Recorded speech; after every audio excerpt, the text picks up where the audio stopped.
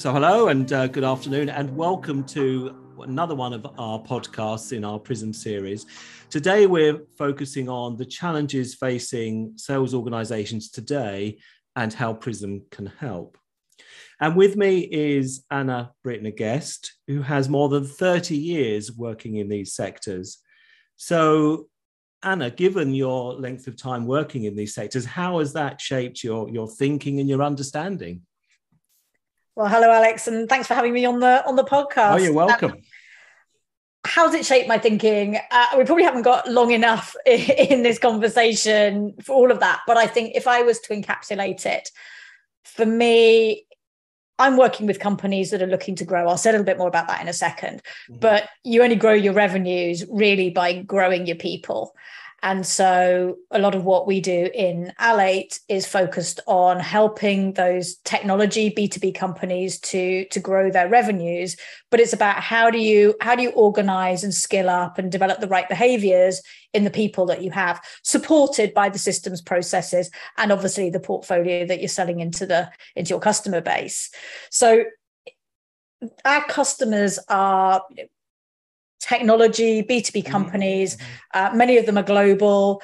They're all looking to grow. So some are scale-ups, VC funded, looking to create markets, grow markets, penetrate into new spaces. Others are more established companies that have been around a long time, but they're also looking to grow faster than market to address challenges or opportunities in their market. So all of our clients are looking at how do we grow our revenues, and we help them in two ways. So one of those, and they're related, one of those is around working with their sales organizations to help them to put into place the right frameworks, capabilities, language, common language, the skill sets, the behaviors supported by the right systems and processes to help them to grow. And the second area is working cross-functionally with their leadership teams to help them to develop the leadership capability that's going to help to grow an organization. So as I say, all of this ultimately comes back around to how do you grow your revenues, but really importantly, how do you grow and develop the people that you have? Because ultimately, as we all know, those are very often, the greatest asset that any business has. Indeed. So let's start then, Anna, by looking at the challenges that exist today. So the challenges facing sales organizations today. So what are your thoughts on that? Well, it feels a little bit like in business today that as soon as you've caught one curved ball, another one comes your way. I think every business has faced challenges, but also where there's a challenge, there's an opportunity. But I think if I was to try and summarize a lot of things that are going on, both globally, but perhaps more specifically in sales worlds, I think, first of all, in the world in which I operate, that technology space, selling B2B, it's always been quite complex, but that complexity has expanded quite a bit over the last few years. Sales cycles are really long, typically. Right. They can get bogged down, they can stall, they can go back and forth.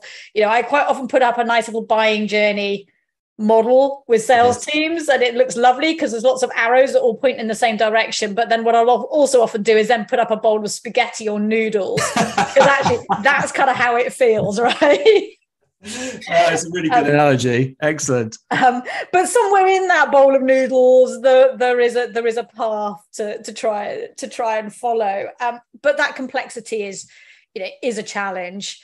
Keeping track of where are we, and as we go back and forth and round in circles.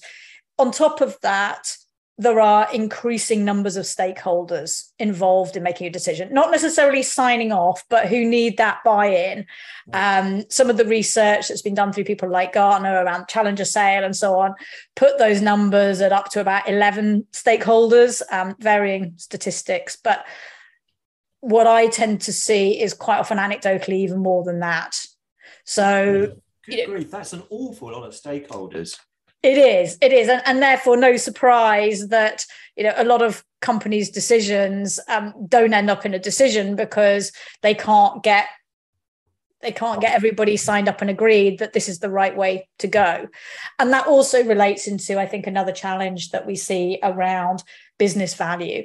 Companies tend to be very good at saying we've got these amazing products or services, but actually, how do you articulate that into tangible value for the customer is another challenge. You know, it might be around saving the money, but the real value for any business comes from how are you going to help their productivity? How are you going to help them to optimize the outcomes that they're trying to achieve? How do you help them achieve their strategic goals better or faster? Yeah. And so, how as a salesperson do you articulate that to each individual customer, particularly when you've got multiple stakeholders who all have different responsibilities for different areas, who would measure and respect that value in different ways. So, that whole process of just building up the momentum from that initial conversation to actually winning that customer and then servicing that customer is complex, and there are a lot of moving parts. So I think that's one piece that is tricky. If you compound that then with current economic situation, inflation rates, interest rates, global supply chains, which for a lot of technology companies, if they're trying to get hardware in whatever form as part of their proposition, then though all of those are big challenges that they're facing. Really interesting. But I mean, there's so much going on. So the complexity of the business, the number of stakeholders, how they add business value or how they put across how a product adds business value, the global supply issues, that the economy that we're operating in. I mean, why would you really? It sounds like an awful lot of challenges to overcome. It really does. So I guess the question is then, given that number of challenges and the variety of challenges as well, it's not that they all require different skill levels and different ways of reacting to. Given those challenges, how does PRISM help? Yeah, well, I think just to sort of compound some of those challenges as well, and then I'll come on to I think how it helps.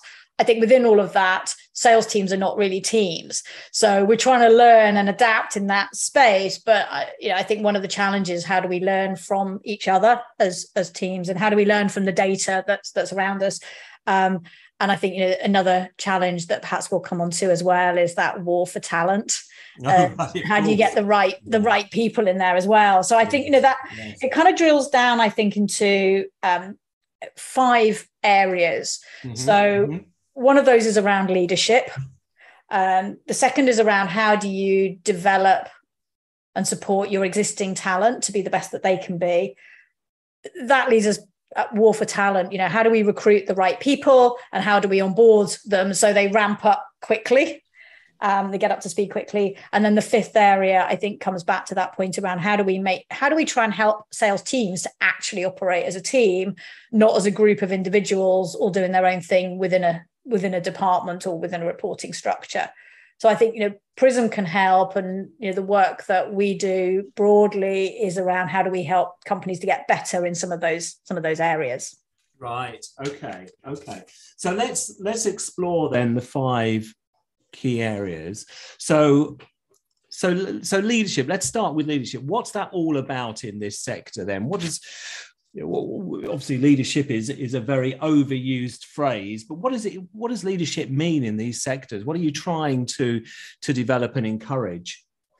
Well, I think you're right to say let's start with leadership, because it all fundamentally starts there. And the leaders in a sales environment are a little bit between a rock and a hard place very often, because there's different levels of leadership. But let's start at the senior, okay. The sort of chief revenue officer or the overall head of the sales function. They, on the one hand, they carry the target for the whole sales organization on their shoulders. So, the company is looking to them to produce that revenue for the business somehow. Yes. So that puts an awful lot of pressure on them to focus in on that. But at the same time, they are usually a senior member of the exec team. They are also expected to be helping to drive the wider strategy for the business and look at the bigger picture. So those 2 things in and of themselves are related, but on a day-to-day basis can put a lot of pressure and a lot of challenge onto that sales leader's time. And sometimes they get a bit bogged down in the where's the business coming from? There's usually a lot of reporting and forecasting. Forecasting is a complete nightmare for most organizations. If they don't have a common framework, common language, common way of defining how they, how the different stages in their pipeline are measured and what they're looking for, it's a bit of a guesswork job. But they're expected to report up accurately on what business is coming in, and they're expected to feed back. So they're very much a conduit, and a lot of pressure does pile onto their shoulders. Yes. And then obviously you may have sales managers, or regional or functional kind of sales leaders who take on part of that, and they're part of that funnel. They're reporting up, they're feeding down, they're trying to support, coach, etc. So leadership is many faceted, but I think if we really think about a couple of things, one is about how are leaders coaching and leading, and do they really understand their leadership style? Are they able, do they get bogged down in the weeds of things? Are they able to come up for air and see the bigger picture? All of those sorts of things. So you sort of intimating the question around, where does PRISM help with this? And for me, a big part of it is helping leaders to understand what are their behavioral preferences. Who am I as a leader? Where am I strong? Where am I, where may I have behaviors that I don't really enjoy using, so therefore I don't really use them? Where might I overdo certain behaviors, which might hinder my performance? But I think having that understanding of who am I as a leader, what are my behavioral preferences, how might those compare with other team members, for instance, is really helpful to then think about, how do I lead my team? How do I coach? What's my coaching style?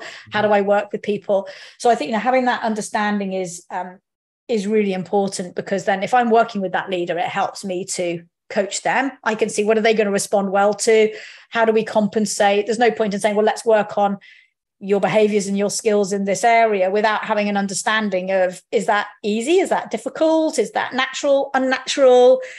So what's going to work for that particular individual? And it often raises an interesting question. And I'm interested in your view on this as well, Alex. Okay. What's the, people say, okay, well, I can see my behavioral preferences, but what should it look like? What does an ideal leader look like in terms of their behaviors? And I have a particular way of answering it, but I know with your experience you'll have a view too. I mean, that question crops up, I think, virtually every time I am coaching a leader. That question crops up. So what does the perfect leader look like?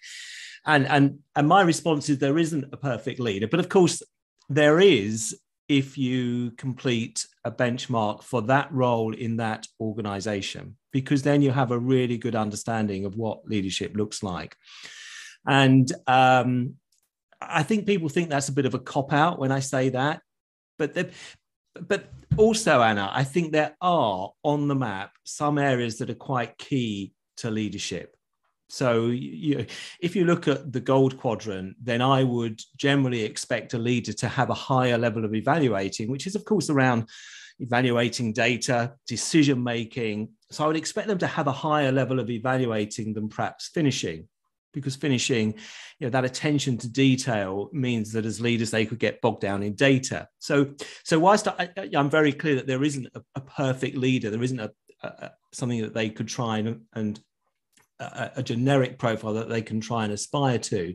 For me, there are points all around the map that we could talk about that give some indication, I think, of good leaders based on my experience. So another example would be, a contrary example, if you like, would be high supporting. So I would not expect a leader to have high supporting, high supporting with the overdone strengths of avoiding conflict, perhaps not being challenging enough, being afraid to say no. Those things are going to have a negative effect on that person's leadership qualities. So I would expect supporting to be lower, perhaps nearer the midpoint, certainly not high. I would expect there to be some red in there, probably more delivering than focusing, delivering being the more socially acceptable way of getting things done, as opposed to the bull in a china shop approach. So for me, the answer is, there isn't a perfect leader, but there are definitely some deltas that I think you can keep an eye on. How would you respond, Anna? Well, I think, you're right into two things. One is what's required for that role. I tend to look at it of, don't worry too much about what makes the perfect leader. If you're working with a leader who's in a leadership role, presumably some things are going well for them. Otherwise they wouldn't be in the role. But I tend to look at it more from the perspective of, forget what a perfect leader looks like, but how can you be the best leader that you can be? And help them to work on, what can they leverage from their behavioral preferences? And, it's not just about behaviors, it's about knowledge and skills and all of the experience that they have, but what can they bring that's going to help them to be the best leader that they can be? Where might they want to tone down or rein in certain behaviors that might be getting in the way? Where might they need to stretch out a little bit or compensate for certain things? But I think that awareness then helps them to think about, how do I make sure that I'm the best that I can be, and not worry too much about what does a perfect leader look like. I think the other part is that, and I agree with you, by the way, around some of those traits or characteristics, but I think also, if we said, well, this is the perfect leader, then we could end up with a very homogenous leadership team, because leaders aren't working in isolation, they're working as part of a team. And what you want in any team, as we all know, is diversity. Yes. And diversity comes in many different forms, but we shouldn't forget that behavioral diversity, that you might need people who are looking at it from a different angle. So maybe somebody is highly supportive and they're the ones that kind of say, okay, this is a great idea on paper, but how is this really going to go down with the troops? Are we really thinking about the impact on people's lives and how they might feel about it? Yes. You might want that voice, in your boardroom or in your leadership team. Yes. You just don't want it maybe to be a dominant voice, or if it is a dominant voice, you need to know that so you can compensate for it. So I think I tend to look at it in that way. No, I really like that. I've not considered the value of diversity perhaps as much as I could in that sector, and how important that is. I think that's really key. I think that's absolutely right.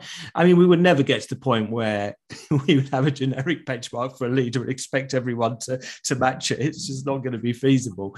But I think it is having that awareness that there are some points on the map that perhaps need a bit more attention than others. Yes, yeah, and then working with that. So if that particular leader is highly analytical, they're very high on the gold, then being aware of how is that going to influence their leadership style. How can they play to certain strengths, but also where might it hinder them or get in the way? If they're higher on finishing, for instance, is that going to mean that they are quite dogged in terms of my way's the right way and wanting everybody to follow A, B, C, D, E process? Yes. Which might, and certainly some processes is helpful in a sales organization for sure. But are you stifling productivity by being too rigid, for instance? And creativity, you could be stifling creativity as well. So exactly, yeah. So that rigid adherence to procedures, and again, this brings us to another dilemma, doesn't it? Because there are times when the leader will need not only to follow those procedures themselves, but ensure others are. So that rigid adherence is going to be quite key. So there will be times when they need to do that, and other times when they need to be a catalyst for change. Exactly. And they need to be creative, and they need to have those good conversations. So it's encouraging, I think, in leaders and helping leaders recognize that they're not just one type, but they can flex in and out of behaviors when they need to. Yes. And I think that's really the key, is if you understand your behavioral preferences, you have a language for understanding it. Yes. Then it helps you to be more conscious about, okay, am I being a little too much? Am I being a little too supporting here? Or am I overthinking and over evaluating something here? Am I being too focused on delivering and putting too much pressure on people, or not enough? It's about then being conscious and having the language for that. And I think then that translates into the team members. If I come on to that second point around developing the sales talent. So, helping the leaders to really understand their style, to think about how they coach, how they develop their teams, how they operate. But then, if you extend PRISM to your team members, then you start to build that understanding on an individual basis as well. So individual team members understand their behavioral preferences. If I stick with the leader for a moment, that helps the leader to understand what sort of coaching, what sort of support, what sort of management leadership is that individual going to respond best to? How do we sort of match up or compensate or complement each other in terms of our styles so that we work effectively together. How as a leader do I get the right feedback from that individual as well? It's a two-way street. But if you start to look at it from that perspective, you can drive better coaching that's more than just deal coaching, which is very common. But, what's happening in this particular deal? Have we spoken to this person? Where are we with this? But moving it more into behavioral coaching and more performance-based coaching. So are we doing the right things in the right way and helping to build that skill set, that capability? Salespeople are... We look for a ton of different things in salespeople, right? So, we want them to be analytical and be able to weigh up and look objectively at this long, complex sales cycle and manage it and so on, to shut off the happy ears and see things objectively. But at the same time, we want them to be highly people-oriented and highly empathetic and so on. We want them to be creative and have ideas and find ways through challenges and find ways in through the door. But at the same time, we want them to follow processes and be systematic and be repeatable and put stuff in CRM on a religious basis. We want them to be highly driven and independent. We want self-starters, self-sufficient, self-everything, but we also need them to be a team player because there's a lot of moving parts. They've got to work a lot internally with people as well as with the customer. And we also want them to be really outgoing and engaging and good at building rapport and relationships. And then we expect them to work alone from home most of the time, right? So well, that's such a good description of what we actually want, isn't it? But nobody's going to have all of those qualities. So exactly. So what do you do? I mean, how do you put that across to people that they're in this multifaceted role? And perhaps they do have a range of behaviors. I'm sure they will. So what do they need to do to overcome all of those challenges? Yeah. So I mean, different sales roles require different elements of certain things. An account manager who's looking long term after a client and building it and growing it and protecting it is a little different to somebody who's a true hunter, new business, right. Get out there and bring new deals on. Different to maybe a sales development rep who might be quite early career or who's focused mainly on opening the doors. So there's lots of different sales roles that require slightly different things or very different things in some cases. Yes. But I think if we assume for the moment, and we talk about existing talent, that you've got the right person in the right role, to me, a lot of that is then about helping them to understand their behaviors, what's required. I look at the customer buying journey a lot and what are the different stages and what are the different behaviors and different activities that are needed at different stages in that customer's buying journey. And then you can start to think about where is that individual going to be really strong.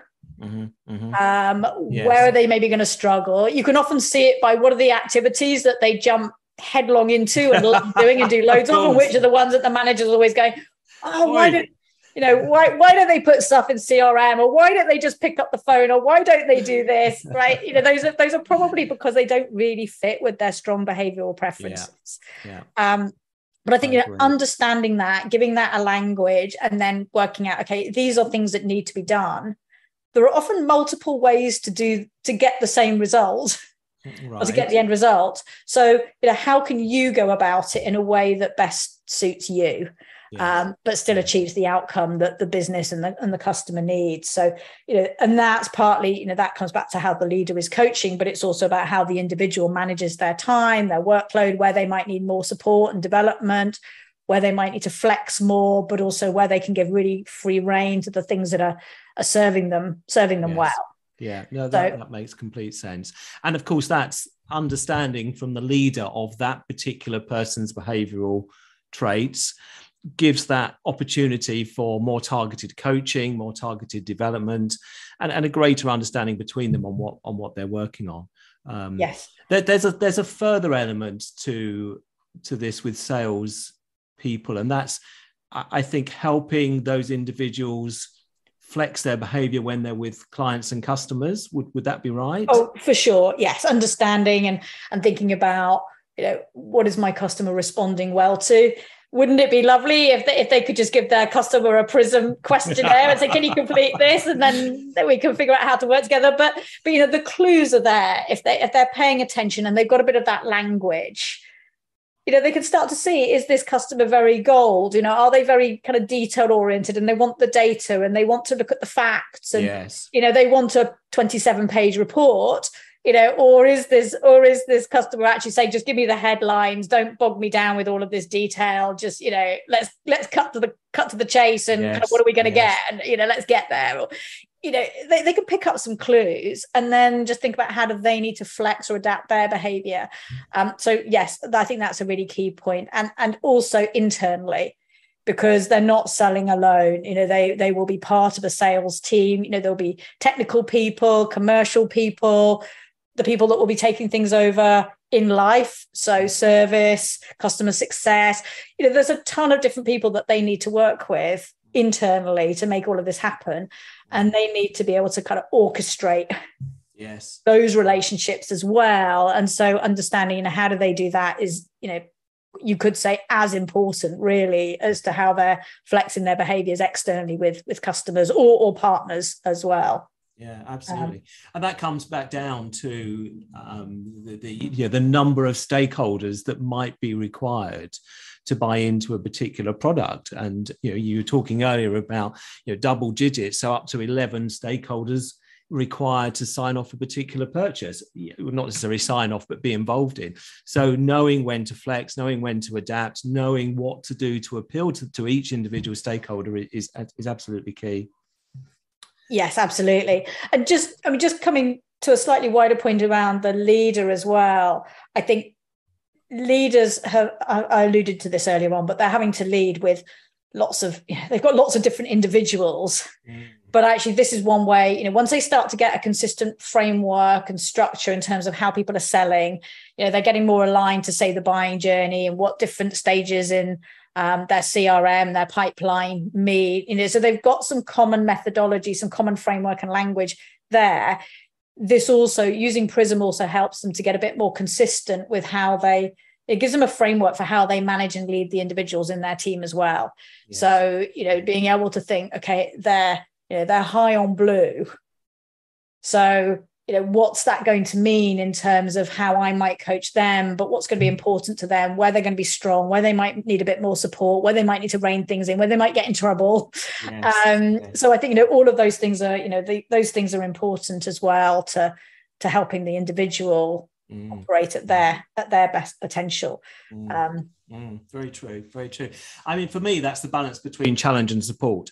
So it's the leader understanding where their emphasis might be. So high blue, probably quite a high element of support. So they might then need to be aware that they need to challenge more. And obviously they need to then relate that back to the individual. So some individuals might just be very positive about being challenged. Some with a high blue preference themselves might actually find that a little bit tricky to deal with. So it's knowing your own preference, knowing when to flex. It's a lot to take in, isn't it, for the leaders? It is, but it gives them a language and a structure for doing it. So they're not having to just kind of feel their way all the time with everything, which is very time consuming. Takes a lot of mental energy to do that. Whereas this, for instance, so if you take that, the leader is lower on supporting, the individual sales rep is high on supporting, as well as it being about their relationship. That might also help the leader to think, okay, when we need to go back and say no to a customer, or when we want to challenge a customer, or when we've got a tricky situation, this individual is probably going to find that uncomfortable because they're going to worry that it's going to damage the relationship. Yes. And so as a leader, I need to support them and help them to reframe it and think about the skills. Maybe we need to walk it through. Maybe we need to rehearse it a bit. Yes. I need to help them go back and challenge the customer or say no, or, deal with this more challenging situation in a way that's going to get everybody the best outcome, because actually conceding and just trying to be nice or brush it under the carpet probably isn't going to do a good service to anybody. No. It's not what the customer necessarily wants either. They want a problem solved. So that individual might need a bit more help. Maybe a little bit more of a push. Yes. To say, look, this is the conversation we've got to have, and I know it's going to be uncomfortable for you, but this is what we need to do, and how do we help you to do that in a way that's going to get us the best outcome, and that you're going to feel okay about. Yeah, absolutely. That makes perfect sense. Yeah, perfect sense. So we've talked about leaders, we've talked about the sales individuals, the salespeople themselves. What was the third one? Recruitment, was it? So the third one is, so we've been talking about, okay, how do you develop your existing sales talent? But of course, a big question, that war for talent, how do you get the right people into the organization as well? So I think, this is a key place where I've seen PRISM be really helpful. And in particular, I think I'll be brief on this, but one of the challenges is that there's lots of very standard job titles: account manager, account director, account executive, SDR, BDR, whatever. But they mean, or can mean, quite different things to different organizations in terms of what's the responsibility, what's the level, what are the handover points between different teams, what are they accountable for? There can be quite a lot of difference here. And so, if you just have a very standard job spec and recruit to that, you don't always get a good fit. So I think it's really important to have the right fit, to understand what role you are recruiting for. But where I've found PRISM has been particularly helpful is where the role is a bit tricky, or it's not, doesn't quite fit with a standard definition, or the company's looking for something really specific. And being able to build out a benchmark in PRISM to say, what is it that we need from this role? Yes. Is really helpful. So, and that might, the other place I've seen this really help is where it's a new role. So perhaps where a company's growing and they've created a new role in the business that nobody's really done before.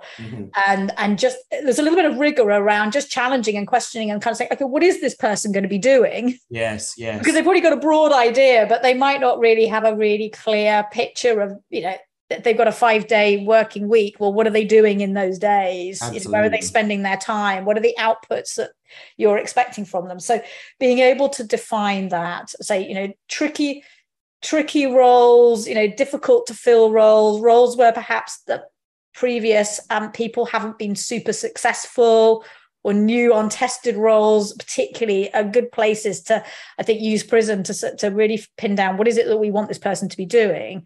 And then using that, where I normally suggest using it is in the,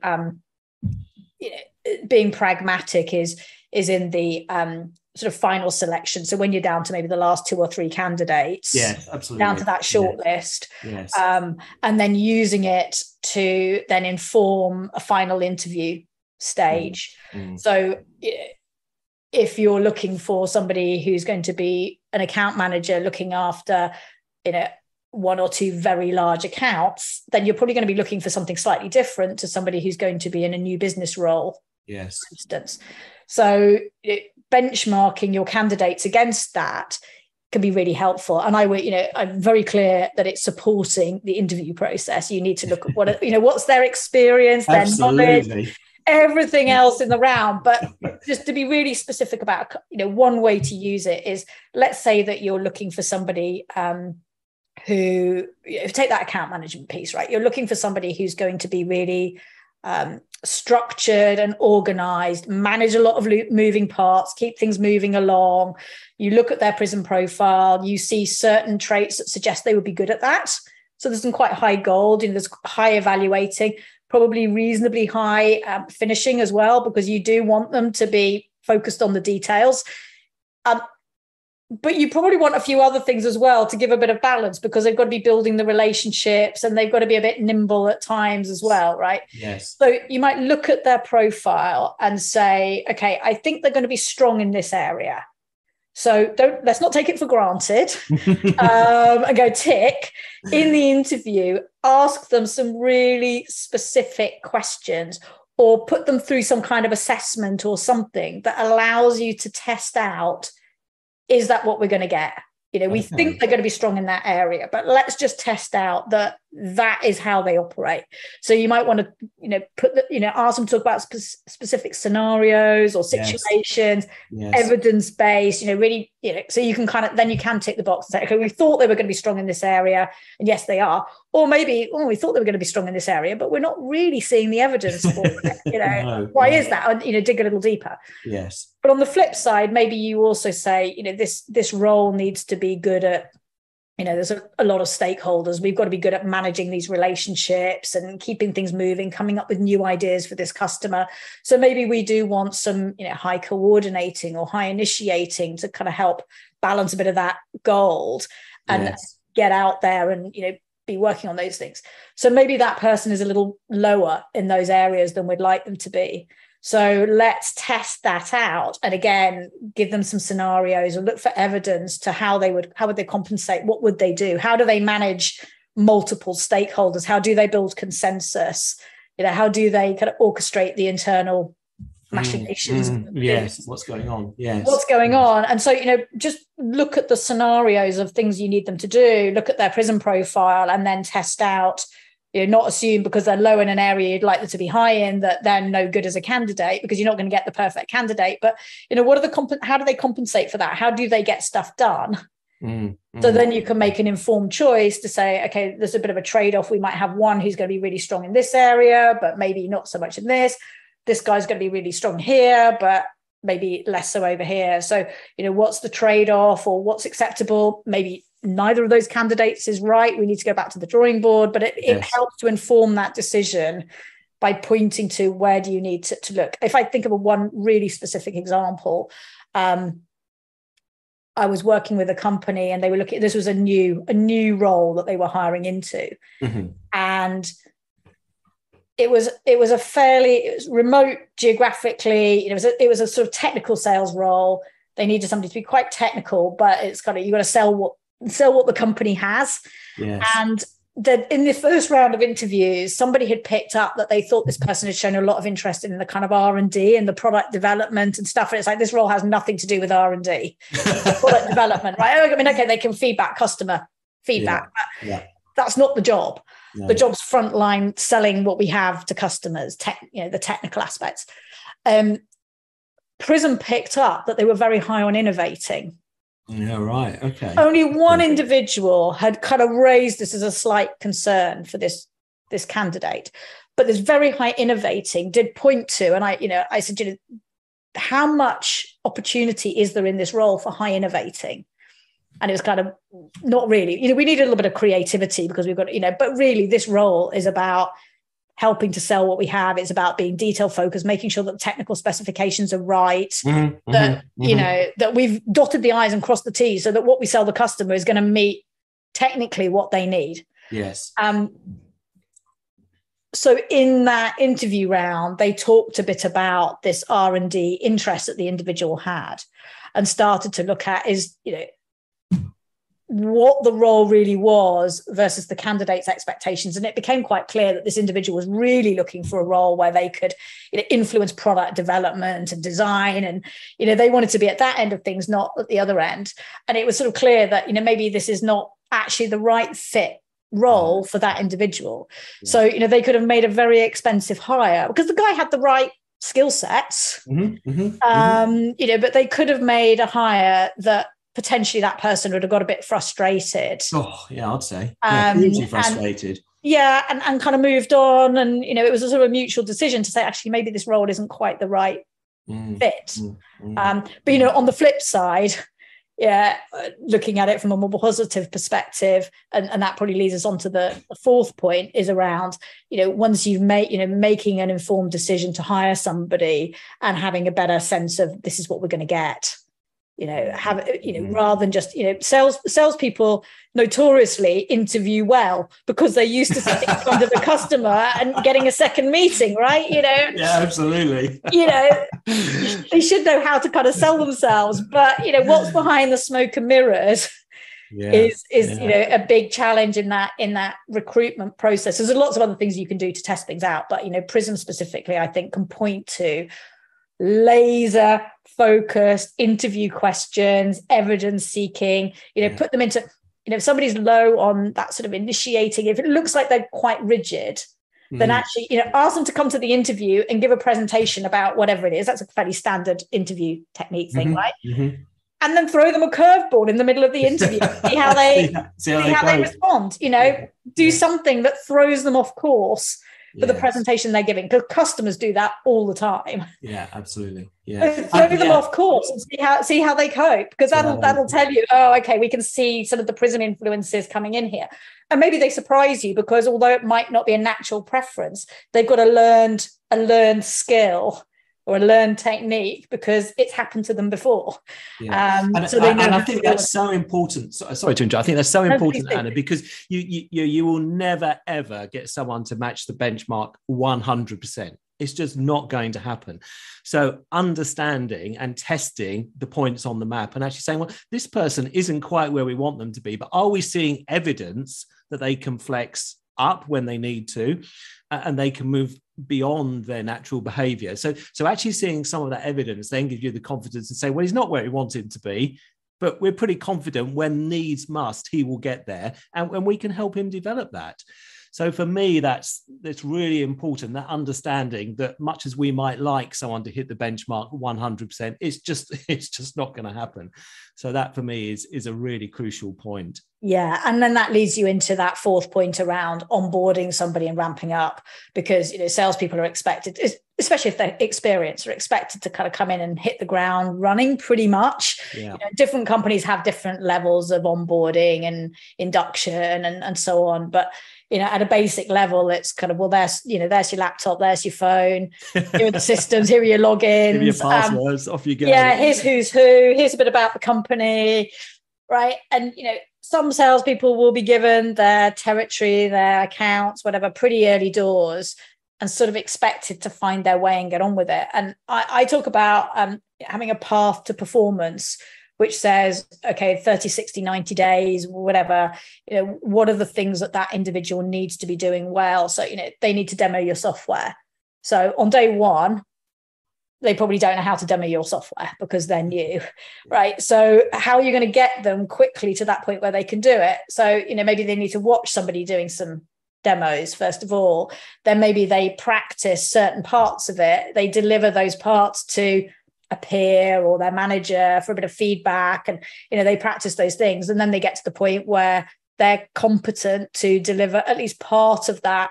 Yes. That demo to a customer. Maybe they're not ready to do the whole thing. Maybe they need a bit of support in the early days on other parts of it. But if you have a focused way of taking somebody through that path, they're going to get to the point where they can deliver a demo of your software much quicker than figure it out, right? Yeah, no, absolutely. So where PRISM really helps with this is if you understand those behavioral preferences, you can then start to figure out what are the quick wins for us when we get this person on board. What are the things that they're going to be really comfortable and happy to do quickly, and they're probably going to be pretty good at?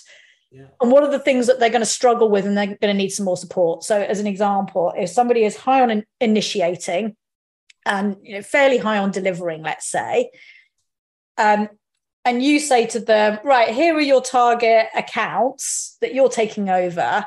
They're probably going to be quite comfortable kind of picking up the phone, getting in touch with those people, even though they might say, look, I've just joined. I don't really know much about I don't know very much yet, but look, I'm here. I'm keen. Tell me about your business. What do I need to know? I'm here to support you. Now, they might overpromise a little bit and underdeliver a little bit. So you might need to be a bit aware of that. But they're probably going to be pretty comfortable and enjoy that contact and getting out there, and they're probably, from a delivering perspective, they're going to probably feel like they're getting somewhere. Yeah, absolutely. They're getting on with something. If somebody is quite low on initiating but high on evaluating, and you say, look, just pick up the phone and tell them that you're here, and they're going to go, whoa, I can't do that. Hang on, I need to know all of these things before I can do that, right? Yeah. So for that individual, maybe it's an email communication to customers first of all that says, hi, I'm here, and I'm just picking up the reins, and and then they need to really focus in, crash course on what do they need to know, but they're not going to know everything. So which are the key accounts? What are the key things that they need to know to have those first conversations with those key customers, so that they can kind of pick up the reins quickly, but in a way that's going to be more comfortable to them. Because if you just say to them, pick up the phone, they're going to find a million reasons not to do it. Whereas that first person that I was talking about, if you say to them, right, before you talk to anybody, you need to know all of this stuff, go and do all of this e-learning, go and read up on all of this stuff. They're going to be sitting at their laptop, and I'm just like fully, yes. into a sort of catatonic state, thinking, why did I take this job? I just want to go and talk to people, right? So, I'm being a little flippant about it, but though understanding those different behavioral preferences, you can figure out what can we ramp up really quickly that individual is probably going to need little to no support on, or minimal support on, and what are the things that they're going to need a lot more support on, and a lot more help with, and how do we get the right resources lined up to give them the right things so that path to performance is as quick as possible. Because there's lots of ways you can get there, and there's not only one right way. So what's the right way for that business, that set of accounts, or that territory, and that individual salesperson, I think is quite key. And that's where I think PRISM can be really helpful to accelerate. It leads a little less to trial and error. Yeah, absolutely. I think for me, it's without that. So there's two things there. There's the process needs to be in place, and then the behavioural styles that support the process. Right. But without that, you've got very much sink or swim. So that person's going into the business, they could do a really good job if they happen to be targeting the areas that are right for their behavioural styles.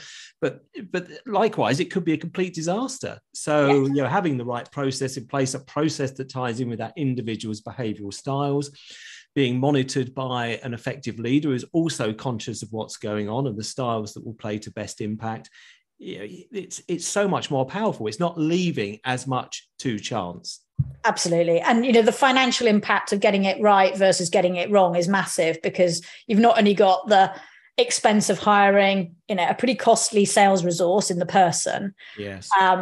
But, what's the revenue? What's the risk to the revenue or the potential new revenue that's at stake in those accounts or in that territory is also really key. And that in itself is a massive risk and a massive opportunity. And coming back to your sink or swim, sink could reduce your revenue significantly. Swim could seriously optimize it. Yeah, absolutely. Yeah, absolutely.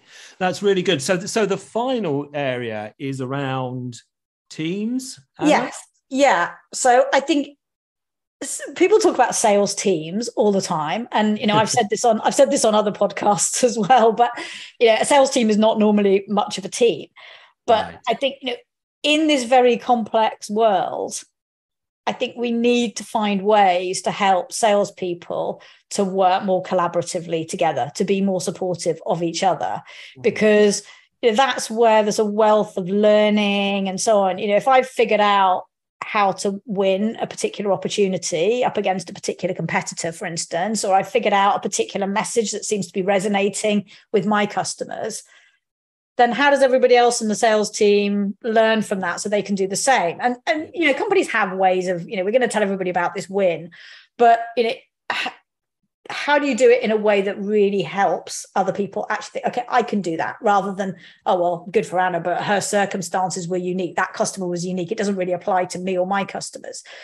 Equally, and this is perhaps the more painful bit that doesn't get talked about, I've just lost a big deal, but I've learned all the mistakes I made, what went wrong. I might not know how to not repeat those mistakes.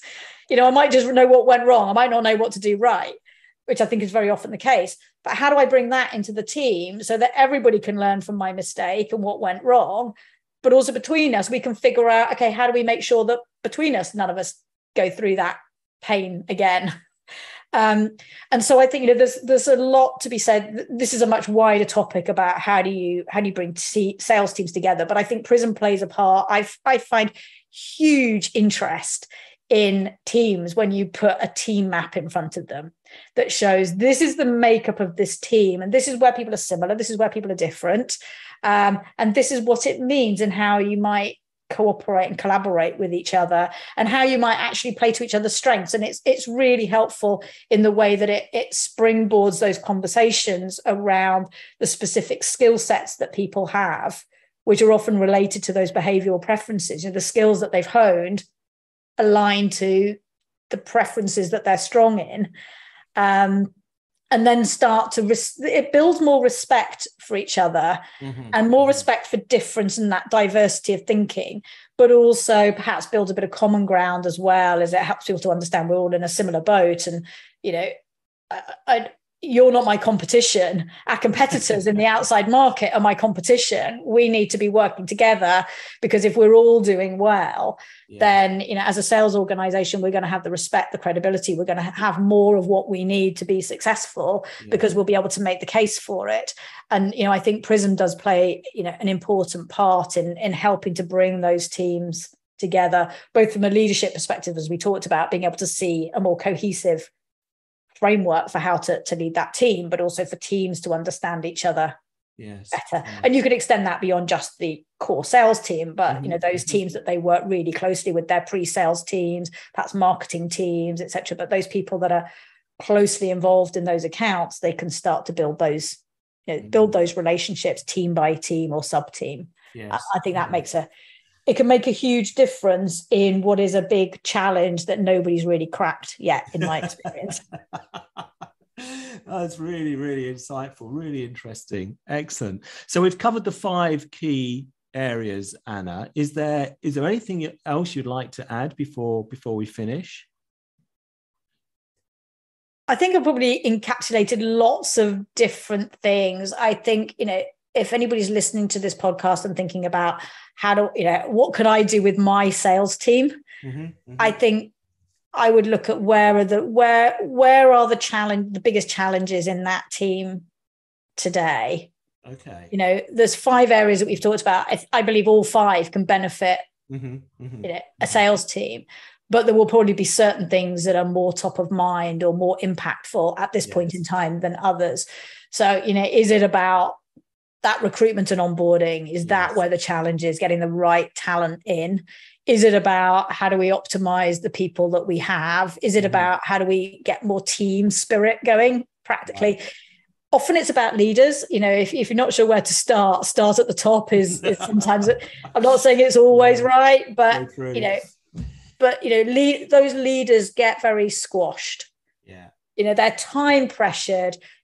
They've got pressure and expectations coming them. You know, they've got, you know, probably investors are looking at the numbers. They're putting pressure on the board. Maybe the CRO is on the board. Maybe they're in the exec team below that. But, you know, there's pressure coming from where's our revenue coming from? What's our profitability forecasts, etc. They've got their sales teams that they need to be managing and having perform at the optimal. They're having to work cross-functionally because they are reliant on working with leaders across other teams as well to both sell and deliver, you know, whether that's marketing and sales working together to produce the opportunities in the first place, whether that's customer success, support, service, implementation teams, etc. At the other end, commercial teams, what have you, they're working really closely, cross-functionally. And I think, you know, I see a lot of sales leaders really looking for help to say, how do I come up for air here and manage this in a way that I'm not just being pulled in a million different directions and my diary is just getting rammed beyond Monday to Friday with stuff that needs doing. And, you know, PRISM is not the single answer to everything. No one thing is. But I think having that understanding of those behavioral preferences really helps leaders to get a handle on, okay, how am I managing what I need to be doing? Because then if I understand how I'm managing what I'm doing, I'm better equipped to help my team and lead upwards and across the business to work more effectively. So, you know, I think that's always a good place to start. But, you know, start with where the priority is, I would say. Okay. So understand the challenges, look at what the priorities are. Certainly consider the leadership challenges that might exist and where you need to develop those, but be really clear that perhaps applying all of those 5 key principles at once may be a step too far. So be really clear where you want to target. Yes, and then it goes step by step. I find, you know, with PRISM, people try it for something that it helps them with that, and then it becomes quite natural to say, great, we've done it for this, now let's use it in this area and this area. But that comes with familiarity and understanding it and seeing how it helps to then be able to see what else is this going to help with. So, you know, I see a lot of companies that will use it for all 5 things, but, you know, not all at once. It comes through familiarity and experience and seeing the benefit of it over time, I would say. Yeah, and we see the same. The clients that we talk to feel confident about picking up the phone and saying, "Look, I'm using it for this. I've got this other challenge. Can PRISM help?" But of course, we don't talk to all of our practitioners and clients all of the time, much as we'd like to. So again, if you feel that there's a particular area that you want to explore that you're not currently, then just pick up the phone and give us a ring. Anna, that's been really, really insightful, really useful. And I thank you so much, because for me, it's an area that I'm not that familiar with. So I understand what happens in sales organizations, but it's not part of my background. So to get those insights from someone that's been in that sector for so many years was really, really interesting. And thank you so much. Really, really great. Thank you. Oh no, thank you, Alex. And it's always, whenever we talk about these topics, there's always nuggets that, and more than that, insights that you bring to the conversation as well, in terms of just your deep knowledge of PRISM and experience of how it's used in so many different contexts. So I always appreciate that as well. No, not at all. You're welcome. But thank you so much. And we'll catch up again soon. Thank you. Thanks, Alex.